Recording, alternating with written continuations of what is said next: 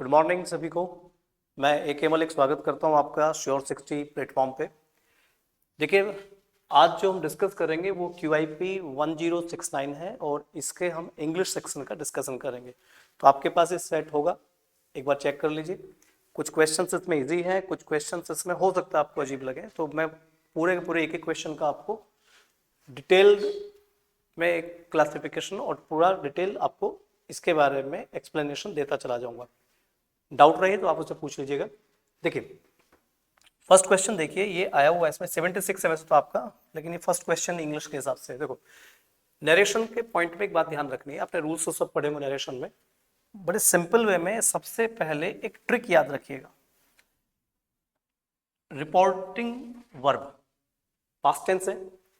अगर ये past tense है तो नेचुरल सी बात है आपको अंदर का सारा सेंटेंस पास्ट करना होता है। और किस तरह से पास्ट करना होता है ध्यान से देखो। इसमें 4 ऑप्शंस हैं, चारों ऑप्शन को अगर आप पढ़ोगे बैठ के तो आप फंस जाओगे। आपको चारों ऑप्शंस ढंग से नहीं पढ़ने, एक एक पॉइंट नहीं पढ़ना है, कुछ पॉइंट्स पे ध्यान दीजिए। सेड है तो नेचुरल सी बात है चेक करो, ये क्या लिखा, टोल्ड के साथ दैट। मैं एक ट्रिक बता रहा हूं आपको, जब भी सेंटेंस में टोल्ड के साथ में डायरेक्ट कंजंक्शन लिखा हो नरेशन में, ये ध्यान रखिएगा। जैसे ही उसने मान लीजिए नरेशन दिया हुआ है डायरेक्ट सेंटेंस, उसको इनडायरेक्ट बनाना है, तो टोल्ड के साथ जब भी कंजंक्शन डायरेक्ट लिखा है, जैसे इस वाले ऑप्शन लिखा टोल्ड दैट, इस ऑप्शन को पढ़ना ही मत, ये 100% गलत होगा। आगे कुछ भी लिखा उससे मतलब नहीं है। जब भी टेल या टोल्ड इसके बाद में क्या लिखा है डायरेक्ट कंजंक्शन, ये ऑप्शन तुरंत छोड़ दो। अगर सेंटेंस में कहीं पे आस्क लिखा है और आस्क के साथ में दैट लिखा है कंजंक्शन, तो ये ऑप्शन भी आपको नहीं पढ़ना है। इन दोनों को तो तुरंत निकाल देना। तो जैसे इसमें लिखा है टोल्ड दैट, ये ऑप्शन पढ़िए मत। सेड दैट पॉसिबल है। सेज, अब देखो यहाँ पे क्या लिखा है सेड और यहाँ पे क्या गया सेज, आपका टेंस बदल रहा है। तो सेड पास्ट है, आपने क्या लिखा सेज, ये भी पॉसिबल नहीं होगा। सेड दैट, ये भी पॉसिबल है। तो आपका देखो पॉसिबल क्या क्या है। सेंटेंस आप ध्यान से देखेंगे तो आप सेंटेंस में या तो आप इस ऑप्शन के थ्रू जाएंगे या फिर आप इस ऑप्शन के थ्रू जाएंगे, सॉरी इस ऑप्शन के थ्रू जाएंगे। तो मदर सेड कॉमन है, दैट दोनों में कॉमन है, अभिनव दोनों में कॉमन है। ये लिखा स्लिप्ड, ये लिखा हैड स्लिप्ड, बस सारा खेल यहीं पे रुकेगा।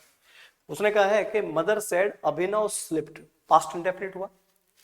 रिपोर्टिंग वर्ब पास्ट है, आपका रिपोर्ट स्पीच पास्ट इंडेफिनिट है। पास्ट इंडेफिनिट चेंज हो जाएगा पास्ट परफेक्ट में, ये पढ़ रखा होगा। यानी कि जो पास्ट इंडेफिनिट है, पास्ट इंडेफिनिट चेंज होता है किसमें, पास्ट परफेक्ट में। कब, अगर आपका रिपोर्टिंग वर्ब पास्ट है तो दो बातें ध्यान रखना नरेशन में हमेशा, टोल्ड के साथ डायरेक्ट कंजंक्शन और आस्क के साथ दैट, ये ऑप्शन नहीं पढ़ना है। भले ही आगे मान लीजिए यहाँ पे हैड स्लिप्ड भी लिखा होता तब भी ऑप्शन गलत हो जाता आपको, क्योंकि टोल्ड के साथ डायरेक्ट कंजंक्शन आ जाता। सेज प्रेजेंट है, पास्ट पास्ट के हिसाब से आपको पास्ट में चेंज करना था, तो यहाँ हैड स्लिप्ड ऑप्शन जाएगा, ऑप्शन बनेगा डी। चलिए नेक्स्ट क्वेश्चन आइए जल्दी से देखिए।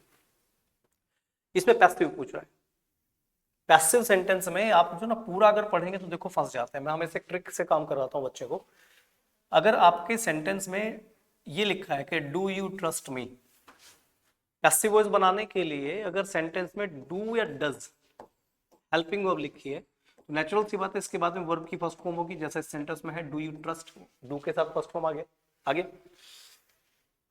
यदि इसको पास्ट में लेके जाएं तो डिड होता, डिड के साथ में वर्ब की फर्स्ट फॉर्म होती। तो हेल्पिंग वर्ब के चक्कर में बहुत ज्यादा नहीं पढ़ना है। आप एक ट्रिक ध्यान रखना, बहुत सिंपल वे में बता रहा हूं। जहां भी डू डज है उसको हटा के उसकी जगह पे इज, एम या आर लिख देना, और जो वर्ब की फर्स्ट फॉर्म है इसकी जगह पे वर्ब की थर्ड फॉर्म कर देना, आपका पैसिव बन जाएगा। जहां डिड है उसको हटा के वाज या वर कर देना, और जहां फर्स्ट फॉर्म है उसकी जगह पे वर्ब की थर्ड फॉर्म कर देना, ये पैसिव बन गया। अब जैसे इस सेंटेंस में लिखा है डू, तो डू की जगह तुम्हें लिखना है इज एम आर। अब डू की जगह पे आना है, ध्यान रखना। तो डू शुरू में है तो नेचुरल सी बात है एम शुरू में आ गया, डू नहीं आएगा, डू नहीं आएगा, आई नहीं आएगा, ऑप्शन जाएगा ए। Clear point. नेक्स्ट आते हैं। Select the most appropriate synonym of the given word. एक वर्ड है, इसका वो पर्टिकुलर सिनोनिम पूछ रहा है। सिनोनिम आप सबको पता है क्या होता है। वर्ड है पैरानॉइड। अब देखिए पैरानॉइड, ये आपने सुना होगा, इसमें पैरानॉर्मल एक्टिविटीज होती हैं कुछ। जब आदमी के सर पे भूत आ जाते हैं, ऊपरी हो जाती है, तो उसे पैरानॉर्मल एक्टिविटीज बोलते हैं। पैरानॉर्मल एक्टिविटीज आपने सुनी होगी, वो नॉर्मल नहीं होती हैं, वो अलौकिक होती हैं, मतलब इस दुनिया से अलग है। तो तो पैरानॉइड का मतलब भी होता है जब आदमी ऐसी एक्टिविटी करना शुरू कर दे कि जो नॉर्मल इंसान नहीं कर रहे हैं, उसको कुछ चीज कंफ्यूजन क्रिएट करना शुरू कर दे, उसे भूत प्रेत दिखने स्टार्ट हो जाते हैं, इसे बोलते हैं भ्रम। अब हिंदी में भ्रम कैसे लिखेंगे, ये होता है भ्रम, किसी चीज को लेके भ्रम बन जाता है, डाउट की क्रिएशन होती है, माइंड में डाउट रहता है, तो हमें इसका सिनोनिम लेके आना है। कन्विंस्ड नहीं हो सकता, कन्विंस्ड होता है कि जब हम किसी आदमी को कन्विंस कर देते हैं, अपनी बात को समझा देते हैं, वो कन्विंस्ड होगा, ये पॉसिबल नहीं है। ट्रस्ट भरोसा हो जाएगा। कमिटेड होता है किसी चीज के लिए समर्पित, समर्पित। हिंदी यार देखो, हिंदी में बड़ा डाउट होता है लिखने में, देख लेना हिंदी, ये समर्पित होता है। तो ये वर्ड क्या जाएगा, डिसट्रस्टफुल। डिसट्रस्टफुल का मतलब होता है कि जिस चीज पे तुम्हारा ट्रस्ट नहीं रहा, यानी कि आपको विश्वास टूट गए। आपने देखा कि सामने एक सांप है, लेकिन पता चला सांप नहीं था, तो भेड़ था, तो आपका ट्रस्ट टूट जाता है, उसे बोलते हैं पैरानॉर्मल, यानी कि पैरानॉइड। पैरानॉइड का जाएगा डिसट्रस्टफुल, यानी कि आपका ट्रस्ट टूट जाता है, भ्रम रह जाता है, कंफ्यूजन बन जाएगा, मत ही भ्रम। अगला देखिए अपल, एंटोनिम पूछ रहा है। एंटोनिम आपको पता है, एंटोनिम अपोजिट वर्ड होता है। अब जो अपल वर्ड होता है, इसके रूट वर्ड कभी डिस्कस करेंगे तो मैं डिस्कस कर लूंगा रूट वर्ड्स कैसे काम करते हैं, लेकिन आप इस वर्ड को समझ लो। अपल जो वर्ड होता है, ये मीनिंग देता है जब हम किसी चीज को ऐसा कर देते हैं कि, एंटोनिम के हिसाब से ध्यान दीजिएगा, मतलब आपने को ये काम मिला, कुछ करने के लिए आपको काम मिला, ठीक है, और आप इस काम को टाल देते हैं या किसी चीज को डिले करते चले जाते हैं, ये ऐसा बोलते हैं कि भाई साहब ये मुझ पे नहीं होगा, या तू इस काम को नहीं कर सकता। किसी को हतोत्साहित करना भी अपल में आता है, किसी इंसान को ये बता देना कि तुम ये काम नहीं कर पाओगे या ऐसा नहीं होगा, या डाउट में रख देना अपल होता है। किसी को डाउट में रखना या कोई ऐसी चीज करना, अब ये काम नहीं होगा, इस तरह से होता है। उसका जो अपोजिट वर्ड जाएगा वो होता है, इनमें से देख लो, अश्योर। आपने श्योर अश्योर कर दिया, किसी को सांत्वना दे दी, किसी को कंफर्म बता दिया कि तेरा सिलेक्शन होना ही होना है, एश्योरेंस होता है। एश्योर मतलब किसी को आश्वस्त कर देना, और ये होता है किसी की हिम्मत तोड़ देना। तो व्यक्ति को आश्वासन दे दीजिए, आश्वस्त कर दीजिए कि ये काम होना ही होना है, वो एश्योरेंस आ जाता है। तो इसका अपोजिट वर्ड कौन जाएगा, एश्योर। अपोजिट पूछा, ध्यान रखना, अपोजिट वर्ड थोड़े से कंफ्यूज करते हैं। नेक्स्ट, ये इंपॉर्टेंट क्वेश्चन है, ध्यान से देखो। The families meeting on property dispute, ये जितने भी आपके फिल इन द ब्लैंक्स आएंगे बच्चों, उसमें जो ना थोड़ा डाउट हो जाता है कई बार, तो ये पूरा पॉइंट जो टिका होता है पैराग्राफ की थीम पे टिका होता है, तो पैराग्राफ को थोड़ा समझने की कोशिश किया करो। इसने एक सेंटेंस दिया है कि द फैमिलीज मीटिंग, अब मीटिंग किसकी है, फैमिली की। द फैमिलीज मीटिंग, और किस चीज के ऊपर चल रही है, ध्यान से देखना, ऑन प्रॉपर्टी डिस्प्यूट।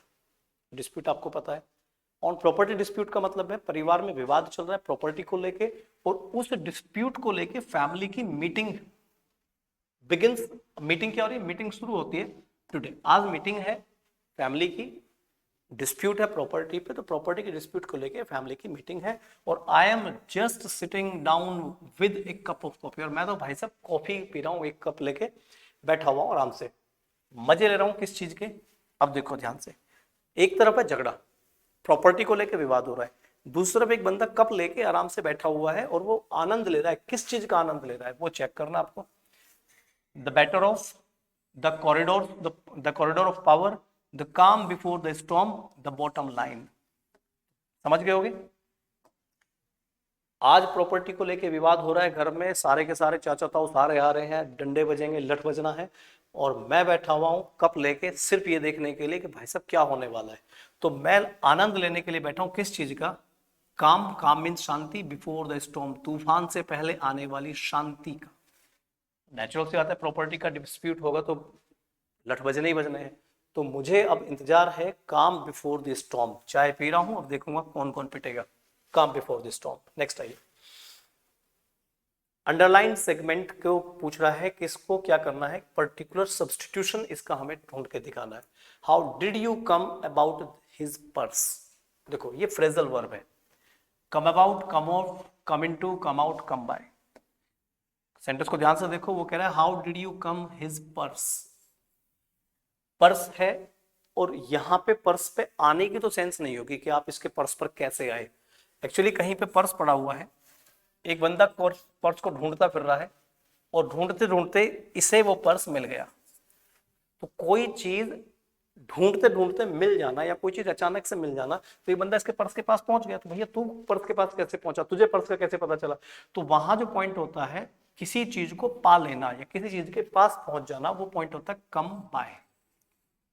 तो पर्स के पास कैसे पहुंचा, पर्स तुझे कैसे मिला।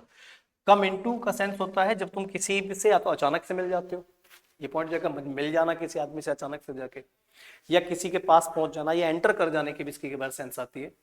कम आउट का जो मतलब होता है ये होता है प्रकट होना, या किसी चीज को सबके सामने क्लियर कर देना, वो कम आउट होता है। और कम ऑफ, जहां भी ओ डबल एफ आएगा फ्रेजल वर्ब में, ध्यान रखना इस पॉइंट को, जब भी ओ डबल एफ आता है इसका मतलब है किसी चीज से कोई चीज हट जाती है। तो कम ऑफ मतलब जैसे प्लास्टर टूट के नीचे गिर गया या कोई हैंडल टूट के नीचे गिर गया, उसे बोलते हैं कम ऑफ। तो कम ऑफ मतलब रिमूव होके नीचे गिर जाना, हट जाना। कम इन टू कहीं पहुंच जाना, किसी से मिल जाना। कम आउट प्रकट होना या किसी चीज को क्लियर कर देना भी कम आउट होता है। और कम ऑफ का मतलब होता है, सॉरी कम बाय का मतलब होता है कुछ चीज मिल जाना। तो यहाँ पे क्या पूछ रहा है कि how did you come about his purse, तुम्हें उसका पर्स कैसे मिला, और मिलने की सेंस में क्या आएगा, कम बाय। Clear point? ठीक है दोस्तों, चलो आगे आइए नेक्स्ट। ठीक है, ये कह रहा है कि इसमें से कोई सेंटेंस है जो करेक्ट आपको छांटना है। तो जब इस तरह से चारों सेंटेंस, एक ही सेंटेंस 4 बार लिखा हुआ हो तो उसमें छोटी मोटी प्रॉब्लम करेगा। तो आपको जो ना सबसे पहले क्या काम करना है, इस पहले सेंटेंस को ढंग से पढ़ लो, इसको ढंग से देख लो एक बार। इसमें क्या लिखा है, अमेच्योर। अमेच्योर जो होता है एक ऐसा आदमी होता है जो किसी भी काम को प्रोफेशनली नहीं करता, सिर्फ शौक के इरादे से करता है। प्रोफेशनली नहीं करेगा, प्लेजर के लिए करेगा, जॉब नहीं मानेगा, बस वो कर रहा है उस काम को, ठीक है ना। तो अमेच्योर के बारे में क्या लिखा, amateur is a noun, noun से पहले ए लिखा है, which refers to a person, कौन सा person, who takes part in an activity as a hobby for pleasure and not as a job. तो अमेच्योर का मीनिंग उसने क्लियर कर दिया। अब वो पूछ रहा है एरर कौन से पार्ट में नहीं है, करेक्टली सेंटेंस पूछ रहा है, करेक्टली यूज ऑफ सेंटेंस। तो वो कौन सा सेंटेंस है जो आपको देखना है। देखो, अमेच्योर इज ए नाउन, यहां पे लिखा है is a noun which refers to a person, same लिखा हुआ है, who takes part in an activity, ये भी लिखा है एज ए हॉबी और for pleasure and as an job. ये देखो ध्यान से, एन जॉब, जॉब का साउंड चेक कर लो, वॉवल है कॉन्सोनेंट, कॉन्सोनेंट साउंड है, कॉन्सोनेंट साउंड में क्या आएगा, ए, तो ये पार्ट गलत है। Amateur is a noun which refers to an person, person में भी कॉन्सोनेंट है, ये भी नहीं आएगा। Amateur is a noun which refers to a person who takes part in a activity, कुछ ना कुछ प्रॉब्लम मिल जाएगी। एक्टिविटी का साउंड, यहाँ पे आर्टिकल का प्रॉब्लम कर दिया, कॉन्सोनेंट है एन आएगा, कॉन्सोनेंट है एन आएगा, गलत है। कॉन्सोनेंट में क्या आता है ए, कॉन्सोनेंट में क्या आता है ए, और वॉवल साउंड के साथ क्या आता है एन। तो ये तीन क्वेश्चन, तीन ऑप्शंस गलत हैं, ऑप्शन जाएगा ए। क्लियर? नेक्स्ट।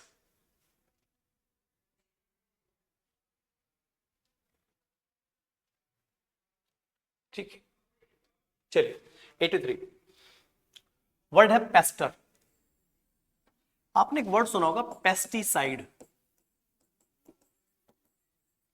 पेस्टिसाइड्स होता है, किसान बच्चे जानते होंगे, कीड़े मकोड़े मारने की दवाई होती है, जो घेर खेतों में नुकसान करते हैं, फसल में लग जाते हैं कीड़े मकोड़े, तो पेस्टिसाइड आता है वहां पे, पेस्ट को मारने वाला पेस्टिसाइड। तो पेस्टर वहीं से याद रख लेना, पेस्ट होते हैं कीड़े मकोड़े, वो क्या करते हैं, हमें तंग करते हैं। तो पेस्ट जो तंग करते हैं, वहीं से वर्ड बना है पेस्टर। पेस्टर मतलब परेशान करना, तंग करना, और पेस्टर का वर्ड किया जाएगा अनॉय, नाराज कर देना, यही जाएगा और नहीं होगा। एडोर मीन्स प्रशंसा हो जाएगी, बड़े सिंपल वे में कर लेना इसको। एडोर का मतलब प्रशंसा, तो यहां वर्ड जाएगा एनॉय, सिंपल वे में करके चलो। तो पेस्टर को याद करो, पेस्टिसाइड से, पेस्ट का मतलब होता है कीड़े मकोड़े, पेस्टिसाइड कीड़े मकोड़ों को मारने की दवाई होती है, पेस्टिसाइड्स जो होते हैं, और पेस्टिसाइड होते हैं कीड़े मकोड़ों की हत्या। तो पेस्टिसाइड, पेस्टिसाइड्स, ये अलग अलग वर्ड बन जाते हैं, ठीक है। तो इसका वर्ड जाएगा एनॉय। नेक्स्ट, ये क्या पूछ रहा है, select the most appropriate idiom. अब देखो आजकल ईडियम पूछे जा रहे हैं इस तरह से, पहले क्या होता था, ईडियम का मीनिंग देगा पूछने के लिए, मतलब ऊपर ईडियम लिख देगा, नीचे उसके मीनिंग्स लिख देगा, उनमें से एक ही मीनिंग आप बताएंगे। अब ऐसा नहीं होता, कई बार एग्जामिनर क्या कर देता है, अब वो आपको सेंटेंस लिख के देता है, जैसे sometimes doing something that makes it impossible to return to the previous situation. कभी कभी ऐसी चीजें बन जाती है कि आप प्रीवियस सिचुएशन में नहीं लौट पाते, मतलब आप कुछ ऐसे काम कर देते हैं कि वापस ठीक नहीं हो पाते हैं चीजें, सुधरने के सब रास्ते बंद कर देते हैं आप। तो इसमें लिखा है पेंट द टाउन रेड, ये एक इडियम है, पेंट द टाउन रेड। उसने पेंटिंग लिखा, पेंट से ध्यान रखिए इसको, वो तो आईएनजी के हिसाब से उसने लिख दिया है। तो पेंट द टाउन रेड, पूरे शहर को रंग से पोत देना, लाल रंग से पोत देना। लाल रंग है शराब का, तो इसका मतलब, अच्छा इसमें भी एक बार कंफ्यूजन आया था, ध्यान रखो। बच्चों ने सोचा रेड का मतलब होता है खून, तो पेंट द टाउन रेड का मतलब उन्होंने लगा दिया खून खराबा कर देना, जबकि खून खराबा नहीं है। इसका मतलब था हुड़दंग मचाना, शराब पी के पूरे मोहल्ले में शहर में घूमते रहना, पेंट द टाउन रेड। तो ये तो पॉसिबल नहीं, क्योंकि हम पूछ रहे हैं वो चीज जिसके रास्ते अब सुधरने पॉसिबल नहीं है। ऐसी चीज हो जाती है जो इम्पॉसिबल है प्रीवियस सिचुएशन में पहुंचने में। नॉक सॉक्स ऑफ, इसका भी मतलब ये नहीं होता। नॉक्स ऑफ सॉक्स होते हैं सर, वो आपके जो मोजे जो होते हैं उन्हें सॉक्स बोलते हैं। नॉक सॉक्स ऑफ का मतलब होता है कि आप ऐसे काम करते हैं जो बहुत ही रोमांचित होते हैं। ये भी हुड़दंगों में ही आता है, और बस ये रोमांचक कार्यों में आ जाता है थोड़ा सा। जैसे राफ्टिंग करनी शुरू कर दी आपने, मोजे निकाल के पानी में उतरोगे, नॉक सॉक्स ऑफ, कि जैसे राफ्टिंग करनी है ना, तो रोमांच लेना है तो तुरंत मोजे उतार के उतर जाओगे पानी के अंदर, वही होता है। तो रोमांच की सेंस में तो ये भी नहीं होगा। बर्न योर ब्रिजेस, अब ये देखो नदी है, नदी के ऊपर ब्रिज है, अब आप यहां से वहां पे तो चले गए, नदी पार कर ली, लेकिन वहां पे पहुंचने के बाद आपने ब्रिज में आग लगा दी, आपने ब्रिज में यहाँ पे आग लगा दी। अब जब ब्रिज में आग लगा दी तो भाई वापस कैसे आओगे अब नदी को पार करके? तो बर्न योर ब्रिजेस, या इसे बोट्स भी आता है कई बार, बर्न बोट्स। इन दोनों का मतलब होता है सुधरने के रास्ते बंद कर देना, कुछ ऐसा करना कि अब इम्पॉसिबल है वापस जाना। तो बर्न योर ब्रिजेस, ये ऑप्शन इसका करेक्ट होगा। बाकी रेड लेटर डे, डे के बारे में और भी चीजें हैं। एक वर्ड होता है गाला डे, एक वो रेड लेटर डे है ही, एक होता है पामी डेज। इडियम देख लेना ध्यान से। रेड लेटर डे होता है महत्वपूर्ण दिन, एक ऐसा दिन जैसे 15 अगस्त है हमारे लोगों की लाइफ में, 26 जनवरी है हम लोगों की लाइफ में। भारत के लिए 15 अगस्त 26 जनवरी कैसे हैं? रेड लेटर डे है, बहुत ही महत्वपूर्ण दिन है। जैसे कहते हैं ना, जो कोई वीआईपी आता है रेड कारपेट बिछ जाता है, तो इसी तरह का दिन है रेड लेटर डे। गाला डे होता है, ये खुशियां मनाने का दिन होता है, हैप्पी डेज ऑफ हैप्पीनेस। ये ऐसा दिन है जो खुशियां मनाता है, गाला डे। ठीक है, जैसे आप मान के चलिए 31 जनवरी, सॉरी 31 दिसंबर और 1 जनवरी जो होता है न्यू ईयर आप सेलिब्रेट करते हैं, वो गाला डे में आ जाएगा। और पामी डेज का मतलब होता है खुशहाल शांत दिन, ये शांति भरे जीवन होते हैं, शांत दिन, इसे बोलते हैं हम लोग पामी डेज, शांत दिन हो जाता है। तो ये अलग अलग वर्ड इसको समझ लेना, तो यहाँ बढ़ जाएगा red letter day. Clear? Next आइए। Following sentence has been split into 4 segments. अच्छा ये तो आपको बताना एरर कौन से में है। आपने कहा कि शी इज, तो शी के साथ इज आएगा, यहां तो कोई एरर बनी नहीं, कोई जरूरत नहीं है इसमें। तो द वेरी एम्बिशियस वुमन, अगर मैं इतने पार्ट को देखता हूं तो बात चल रही है वुमन की, वुमन सिंगुलर वर्ड है, इसके साथ एडजेक्टिव लिखा है एम्बिशियस, इसके साथ एडवर्ब लिखा है वेरी, और यहां आर्टिकल लिखा है द। द किसके लिए आया है? वुमन के लिए। द तो आर्टिकल तो नाउन के लिए आएगा, नेचुरल सी बात है।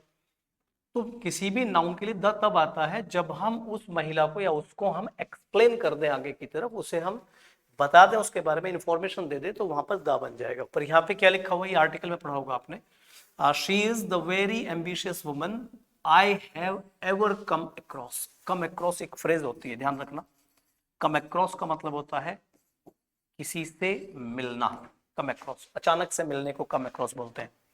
तो यहाँ जो पॉइंट है देखो ध्यान से, क्या करो कि वो एम्बिशियस वुमन है, वेरी एम्बिशियस वुमन है, जिससे मैं आज तक कभी मिला हूं। आई हैव एवर कम अक्रॉस, मतलब जिससे मैं मिला हूं तो वो एम्बिशियस। अब देखो एक पॉइंट ध्यान रखना, या तो ग्रामर ध्यान रखो, जब भी इस तरह के सेंटेंस में एडजेक्टिव के साथ में इस तरह से कुछ भी परफेक्ट टेंस लिखा हो, ठीक है, तो वहां पे जो डिग्री आएगी वो सुपरलेटिव आती है। जैसे you are a good man I have ever met नहीं बनेगा, you are the best man I have ever met, तुम बेस्ट आदमी हो जिससे मैं आज तक मिला हूं। तो यहां जो पॉइंट जा रहा है, she is very ambitious woman I have ever come, तो वेरी यूज नहीं करेंगे, यहां एम्बिशियस का सुपरलेटिव डिग्री जाएगा। तो इस पॉइंट में एरर बनेगी सी पार्ट में कि she is the most ambitious woman, superlative. She is the most ambitious woman, और सुपरलेटिव डिग्री के साथ में क्या बनेगा? द। द सुपरलेटिव के साथ आएगा तो she is the most ambitious woman. Next आइए, next question. A balloon contracts when air is blown into it. Simple word है कि जब हवा इसमें भरी जाती है, air is blown into it, जब हवा भरी जाती है तो बैलून क्या करता है? कॉन्ट्रैक्ट करता है। अब कंट्रोल लिखा है, रिपल्सिव लिखा है, एक्सपेंड लिखा है, श्रिंक लिखा है, तो नेचुरल सी बात है ये तो छोड़ना ही नहीं हमें, ये तो हटाना ही पड़ेगा, चारों में से कोई सा जाएगा। मीनिंग पता ही है, बैलून कंट्रोल करेगा, कंट्रोल का मतलब नियंत्रण करना, गुब्बारे में हवा भरोगे तो गुब्बारा नियंत्रण करेगा, ये तो कोई लैंग्वेज बनेगा नहीं। रिपल्स का मतलब होता है विद्रोह, अगेंस्ट, विरोध करना किसी चीज के, टकराव करना। तो जब हवा भरोगे तो गुब्बारा टकराव करेगा, गुब्बारा विद्रोह कर देगा, मेरे में हवा मत भर। नेचुरल से बात है, गुब्बारा विद्रोह थोड़ी करेगा कि जहां से मेरे अंदर हवा बननी बंद। श्रिंक होता है सिकुड़ जाना, और एक्सपेंड होता है फैल जाना। तो ये कॉमन सेंस की बात है कि जब गुब्बारे में हवा भरेंगे तो क्या करेगा, एक्सपेंड हो जाएगा, एक्सपेंड। क्लियर?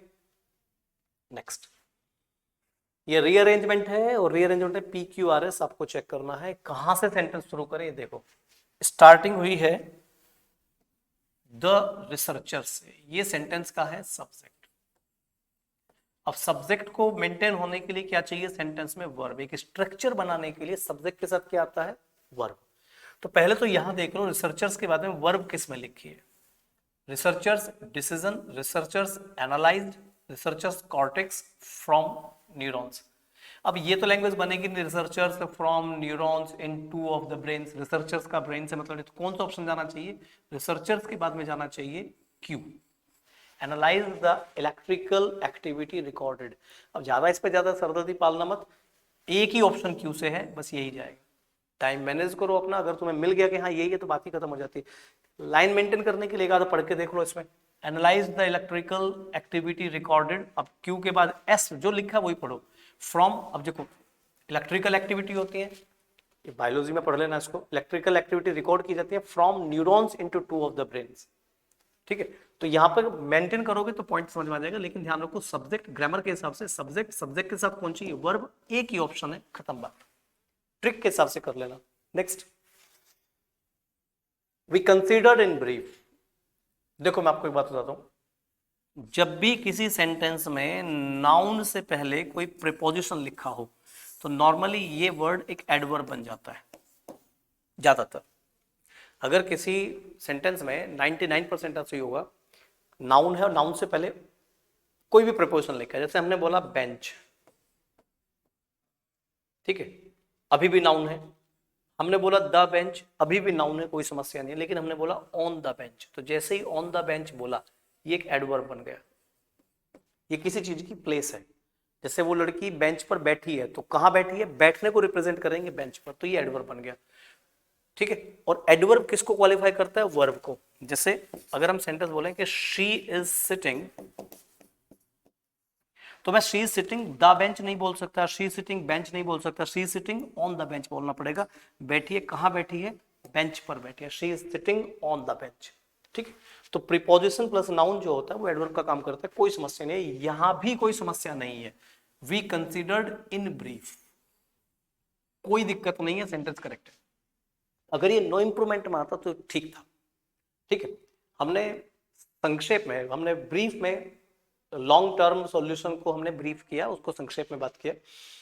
लेकिन वो पूछ रहा है इसको अच्छे तरह से कैसे सब्स्टिट्यूट इसका ढूंढ सकते हैं। तो हमें देखो वर्ब की बात कर रहे हैं, तो वर्ब के लिए तो ये भी एडवर्ब है, ध्यान रखना ये भी एडवर्ब है। नाउन के साथ अगर प्रीपोजिशन है तो एडवर्ब होता है, कोई समस्या नहीं उसको बदलने के लिए, कोई टेंशन नहीं है। लेकिन अगर बदलवाए तो भी क्या आएगा, एडवर्ब भी आएगा। तो इनमें से एडवर्ब कौन सा है, ब्रीफली, वी कंसिडर्ड ब्रीफली, यहाँ पे पॉइंट क्या जाएगा, ब्रीफली। तो ध्यान रखना किसी भी पॉइंट में आप चेक कर लेना, we considered in brief, in brief भी एडवर्ब है, वो भी ठीक है, ब्रीफली भी ठीक है। क्लियर? नेक्स्ट आइए, ये बड़ा इंपॉर्टेंट क्वेश्चन है, आसानी से हो जाएगा, दिमाग लगाओ। आस्क्ड लिखा है, सेकंड फॉर्म लिखी है, तो नेचुरल सी बात है सेज तो नहीं कर सकता हूं मैं, सैड टू किया हुआ, सैड टू किया हुआ, सैड टू किया हुआ, इन तीनों में सेम है, तो सेकंड ऑप्शन को तो छोड़ दीजिए, ये तो मेरे लिए है ही नहीं कुछ। अब यहां पे लिखा है इफ, इफ का मुझे इन्वर्टेड कॉमास करना है, inverted commas, inverted commas, inverted commas, सही है। और यहां लिखा है रोहित स्टिल क्राइड, क्राइड कौन सी फॉर्म है, सेकंड फॉर्म। तो देखो अगर इसको मैं चेंज करूंगा हैज को, तो हैज से तो हेड होना चाहिए था, तो हेड बनता है, हेड ऑप्शन में है ही नहीं, तो ये ऑप्शन भी मेरे लिए यूजलेस हो गया। अब बचा डिड रोहित स्टिल और डज रोहित स्टिल, सिंपल है।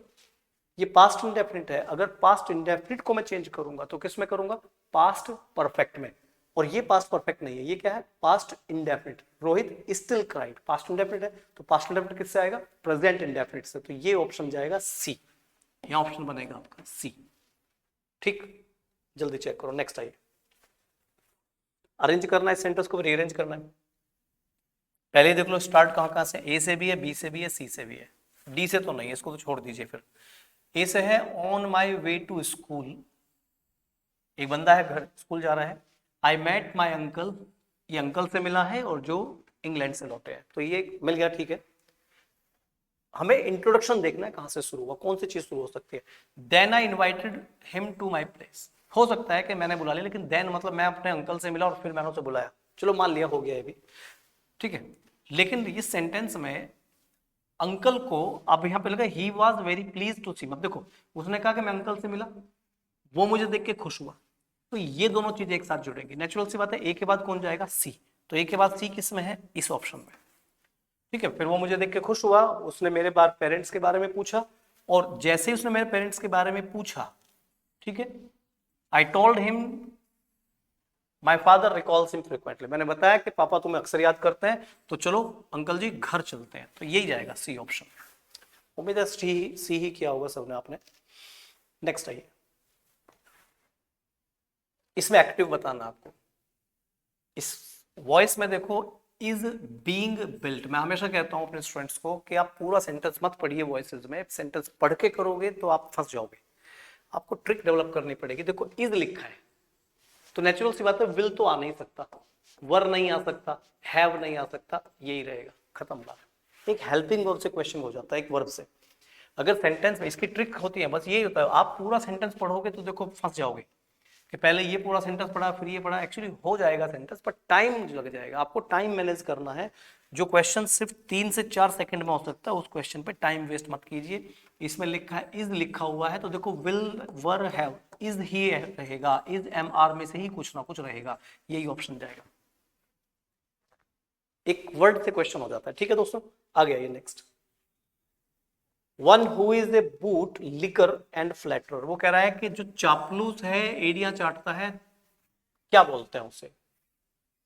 गोल्ड डिगर तो नहीं होता, गोल्ड डिगर तो आजकल यूट्यूब पर बहुत चलती हैं, लड़कियां वड़कियां लड़के भी बताए जाते हैं। गोल्ड डिगर जो पैसे के लिए मरता है, ये नहीं होगा।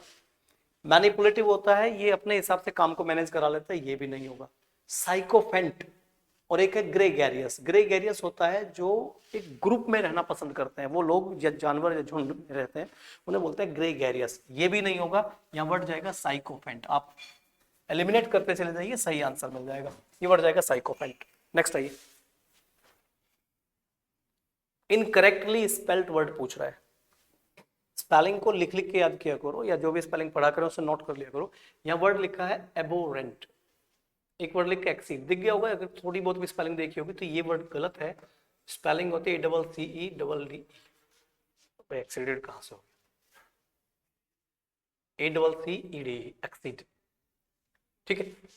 यहाँ पे या फिर स्पेलिंग ये भी होती है A double C double E D, accede, या एक्सीड की स्पेलिंग कई बार वो ये भी दे देता है, तो इसमें ये ठीक है या फिर ये ठीक है, ये भी गलत है, ठीक है, ये स्पेलिंग भी गलत है।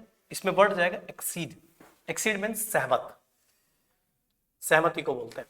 और ये वर्ड जो है, देखो एब्सेस जो वर्ड होता है, इसको ध्यान रखना, ये स्पेलिंग भी आपकी सही है, और देखो एब्सिल की स्पेलिंग भी आपकी सही है। एब्सिल का मतलब होता है किसी रस्सी से आप नीचे उतरते हैं, कोई रस्सी पकड़ के आप नीचे उतर जाते हैं, कई दरवाजे से नीचे उतरते हैं, वो एब्सील होता है, ठीक है। और एब्सिस का मतलब होता है फोड़ा, ठीक है, जैसे फोड़े फुंसी हो जाते हैं, फोड़ा जिसे बोलते हैं उसे बोलते हैं एब्सिस। चलिए नेक्स्ट आइए अगला वर्ड, तो स्पेलिंग कौन सी गलत है, सेकंड ऑप्शन की। The collector paid floral tributes, ये क्या पूछ रहा है, इनकरेक्टली स्पेल्ड वर्ड। कौन कौन से वर्ड में पूछ रहा है, फ्लोरल में, स्टेच्यू की तो स्पेलिंग यहां गलत लिख दी, यहां ठीक लिखी हुई है, ये मिसप्रिंट है अभी, STATUE, स्टेच्यू, इसकी स्पेलिंग में और फ्लोरल की स्पेलिंग में, और कहाँ पूछ रहा है, ट्रिब्यूलस कहाँ पे है, ट्रिब्यूट्स, ट्रिब्यूट्स की स्पेलिंग में, और होस्टिंग, होस्टिंग गलत है, यहाँ सही लिखा है, होस्टिंग की स्पेलिंग है HOISTING, तो जो गलत वर्ड है वो डी वर्ड है, यानी कि होस्टिंग का स्पेलिंग गलत है, वो यहाँ पे मिसप्रिंट करके ठीक लिख दिया गया। तो होस्टिंग का सही स्पेलिंग करना HOISTING, उसकी स्पेलिंग वहां पे गलत लिखी हुई है, होस्ट में तो झंडा फहराना। A person who believes that laws and governments are not necessary, एक ऐसा आदमी जो मानता है कि नियम और कानून और सरकारें जरूरी नहीं है, यानी उसे राजनीति पसंद नहीं है या वो चाहता ही नहीं कि किसी की राज सत्ता देश में चले, ऐसे आदमी को क्या बोलते हैं? एंटागोनिस्ट नहीं बोलते हैं। वोकैबुलरी वगैरह देखेंगे तो समझा दूंगा इसके रूट वर्ड्स कैसे होते हैं। एंटागोनिस्ट होता है वो व्यक्ति जो तुम्हारा शत्रुता निभाता है, तुम्हारा विद्रोही होता है, तुम्हारे अगेंस्ट है, वो एंटागोनिस्ट होता है। एंटी क्राइस्ट होता है, ये देवताओं के खिलाफ होता है, क्राइस्ट के खिलाफ होता है, क्रिश्चियनिटी के खिलाफ होता है, वो एंटी क्राइस्ट हो जाता है। एनार्किस्ट और एडवर्सरी, एडवर्सरी तो अलग वर्ड है, इसका मतलब तो व्यक्ति से नहीं होता है। एनार्किस्ट ध्यान रखना, ये वर्ड है आर्की या क्रेसी, ये दो रूट वर्ड याद रख लीजिएगा। आर्की या क्रेसी का मतलब होता है शासन, सत्ता, राजतंत्र, तंत्र जैसे बोलते हैं। और अना जो होता है, अगर एन या एना वर्ड जुड़ जाता है या ए वर्ड जुड़ जाता है तो ये अपोजिट हो जाता है। तो एनार्किस्ट का मतलब होता है एक व्यक्ति जो शासन चाहता है, वो होता है आर्किस्ट। आर्कियोलॉजी वर्ड जुड़ता चला जाएगा, आर्क वर्ड जुड़ता चला जाएगा, जैसे मोनार्क होता है, डायर्क होता है, प्लूटार्क होता है, बहुत सारे वर्ड में आर्की वर्ड जुड़ जाता है। ये शासन से संबंधित वन वर्ड सब्स्टिट्यूशंस पढ़ लीजिएगा, तो ये वर्ड जाएगा एनार्किस्ट। नेक्स्ट, यहां आपको फिल करना है, ऑप्शंस हैं, देखिए क्लॉज टेस्ट है। क्लॉज टेस्ट का मैं हमेशा एक तरीका बताता हूं कि सबसे पहले एक तो ऑप्शंस पे निगाह डाल लिया करो। अगर तुम्हारे ऑप्शंस समझ में आ रहे हैं तो क्लॉज टेस्ट को फाइट आउट करना आसान है। अगर ऑप्शंस नहीं आ रहे हैं तो वोकैब को थोड़ा सा फोकस करो। इसमें देखिए क्या लिखा हुआ है, यहां से पढ़ के देखो। What does the word scout mean? वो स्काउट का मीनिंग कह रहा है कि स्काउट का मतलब क्या होता है। आपने सुना scout guide, scouting camp, scout camp होते हैं, तो स्काउट का मतलब क्या होता है? तो पूरे पैराग्राफ में स्काउट का मतलब बता रहे हैं कि ड्यूरिंग ए वॉर, जब युद्ध होता है, ए सोल्जर इज चूजन, एक सोल्जर सिपाही को चुना जाता है, टू गो, किसी काम के लिए है यहाँ पे, ऑफ एन आर्मी, कि वो एक आर्मी के लिए जाए, in order to out where the enemy is. Out मतलब लाना, आउट बाहर आता है, किसको लाना? एनिमी को लाना। तो यहाँ पे ऑप्शन देखना है कि एक सिपाही को चुना जाता है, किस लिए चुना जाता है? कि वो आर्मी में क्या करे? बिहाइंड चले, आर्मी के पीछे चले, आर्मी के आगे चले, आर्मी को लीड करता हुआ चले, आर्मी से आगे बढ़े और आफ्टर करे। तो देखो सिपाही बिफोर द आर्मी तो नहीं जाएगा, ध्यान रखना, बिफोर द आर्मी, आर्मी तो सिपाही, सिपाही तो आर्मी का ही पार्ट होगा ना। Soldier is chosen to go ahead of, ahead of army का मतलब होता है अहेड ऑफ एन आर्मी, मतलब इसका मतलब होता है सिपाही है और वो आगे बढ़ के चले, यानी कि वो एक कदम आगे जाए, लोगों को पता करे, क्या पता करे? इन ऑर्डर टू, अच्छा वो बैक हो गया, in order to find out, in order to find out, find out का मतलब है पता लगाना, क्या पता लगाना? Where the enemy is, conjunction, noun, subject आ गया, वर्ब आ गई बाद में। तो पता लगाए कि क्या पता लगाए? कि एनिमी कहां छिपे हुए हैं। फिर क्या करें? ही देन, और देन के बाद में है बैक टू द कमांडर, और फिर वो बैक आए, बैक आए कमांडर के पास है। देखो क्या आएगा? Sends back, tells back, carries back, reports back. Commander को सेंड बैक कर दे, वापस भेज दे, कमांडर को वापस आके बता दे, कमांडर को वापस आके कैरी कर दे, कमांडर को वापस आके रिपोर्ट करे। तो नेचुरल सी वर्ड क्या जाएगा? रिपोर्ट। रिपोर्ट मतलब सूचना देना। वो जाए, एनिमी का, शत्रु का पता लगाए और वापस आके क्या करे? कमांडर को रिपोर्ट करे। क्या रिपोर्ट करे? ऑल द, यहां पे फोर्थ पॉइंट देखेंगे, has gathered about, all the क्या बताया आपको? देखिए all the information, all the news, all the messages, all the communications, क्या बताए? एक आदमी गया है, शत्रुओं के बारे में पता लगाने के लिए गया है, तो कुछ कलेक्ट करके लाएगा। वो क्या कलेक्ट करके लाएगा? इंफॉर्मेशन, सूचना लेके आएगा। तो वर्ड जाएगा इंफॉर्मेशन। और किसके बारे में? All the information he has gathered about the, जिसके बारे में भेजा, किसके लिए? एनिमी के लिए भेजा था ना, तो यहां भी एनिमी ही जाएगा, अबाउट द एनिमी। ठीक है दोस्तों, आराम से इसे कीजिए, इसको एक बार रिवाइज कीजिए, कोई डाउट रहे तो उसे पूछ लीजिए। अब मिलेंगे नेक्स्ट सेशन में आपके साथ में, अगले टेस्ट के साथ में। थैंक यू, नमस्कार।